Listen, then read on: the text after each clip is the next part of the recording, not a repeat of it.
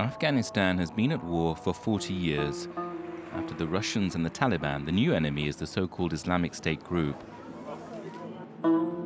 Faisal, now 21, pursued his dream of leaving the violence at home to go to France to study.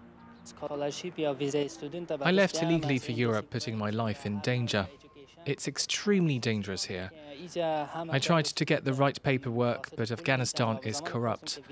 Everything has its price. A student visa is $20,000 to $25,000.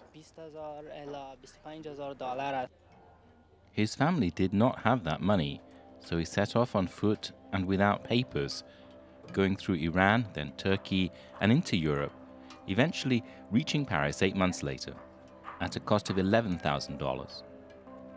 He felt that being in the French capital, that his dream was becoming reality. He sent photos back home and hoped to get into a Paris university. But his asylum request was rejected after a few months. He saw the return home as failure. He'd studied at the French lycée in Kabul and was a model student. In Paris, he sometimes had to sleep rough. I wasted my time. I spent nights hidden in woods without anything to eat, without water. I gave a lot of money to smugglers. It was all wasted. All I wanted was to study in France. It's so difficult to accept I can't do that. In agreeing to return, Faisal was given a stipend of €3,400. He's invested in a small business. His father, however, wants more for his son. I want him to learn new things, to build a good future for himself.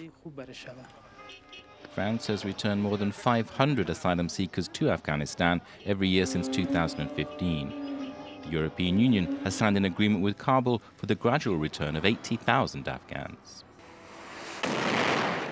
A return to a country that is regularly hit by terrorist attacks.